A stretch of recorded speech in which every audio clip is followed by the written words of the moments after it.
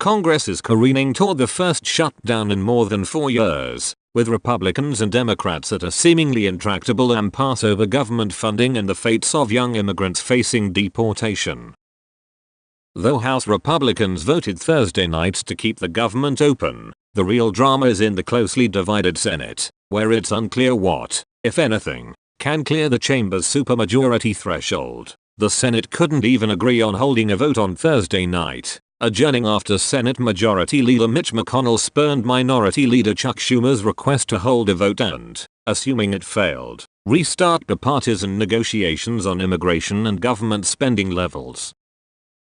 Senators said they expected a vote on Friday, but had little idea what would come next. These are hard issues. There's a lot of disagreement, not just on substance but how to proceed to it, and everybody's trying to gain leverage, said Sen. John Thune, RSD, the number 3 GOP leader.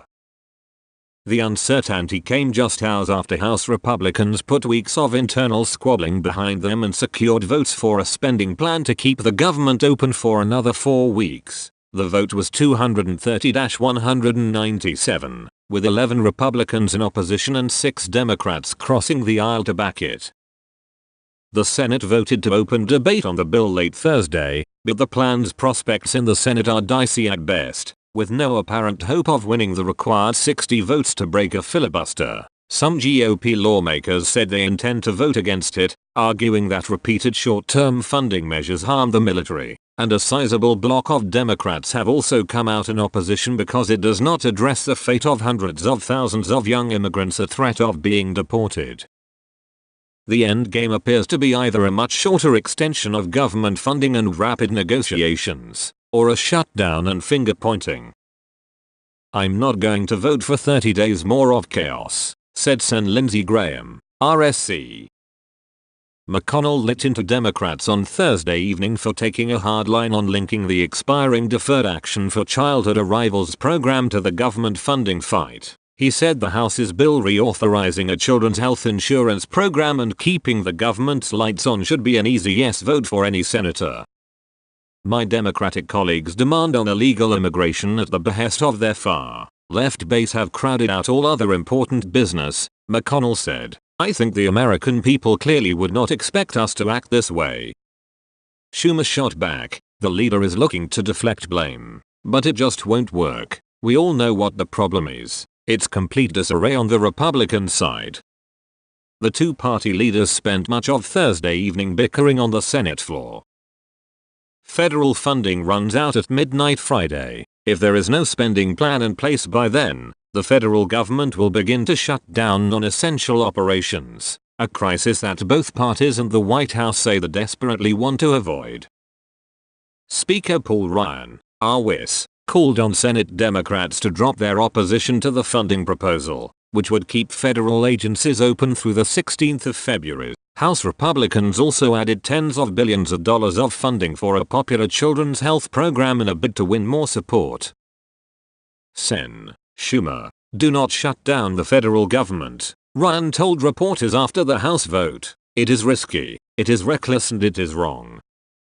Ryan added, "The only people standing in the way of keeping the government open are Senate Democrats. Whether there is a government shutdown or not is entirely up to them."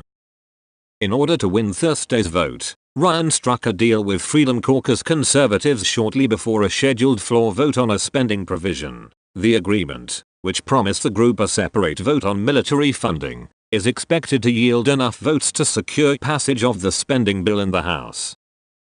The deal came together after Freedom Caucus members circumvented leadership and took their demands to President Donald Trump. A lingering disagreement between Ryan and conservatives had threatened to blow up the spending deal in the lower chamber and undercut the GOP strategy of blaming Democrats for any shutdown. Numerous Democratic senators emerged from a lively party lunch Thursday in opposition to the GOP plan. "I am convinced that between Republicans who publicly said they're voting no and Democrats who said they're a no, there are not enough votes in this chamber to pass the House plan," said a Democratic senator, who requested anonymity to discuss the matter freely.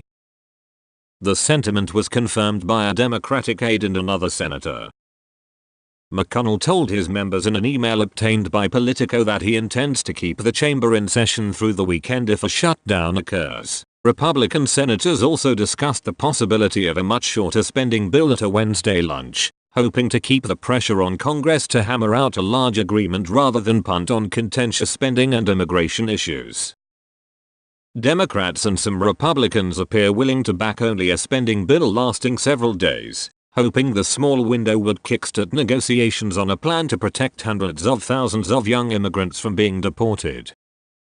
That would allow us to get a compromise, get a deal done. If we wait a month, there's little likelihood we're in a better position than we are now, said Sanjay Moran, Arkansas, who made the case to his colleagues that funding bills for as short as 1 or 2 days are preferable to allowing the government to close. But Senate Majority Whip John Cornyn, Texas, dismissed the idea of a spending plan that only lasts days. "No, we're not going to do that," he said. Senate Democrats, furious with Trump for his reversal last week on a bipartisan Senate plan to protect 700,000 young immigrants from deportation, have signaled a new willingness to take a harder line. A handful who previously supported short-term funding measures have declared they will not this time around, including Tom Udall and Angus King, an independent who caucuses with Democrats. Minority Whip Dick Durbin, DL, said Senate Democrats are very unified in opposition to the House bill. Still, he could not say for sure the bill would fail in the Senate. "It's very close at this point," Durbin said.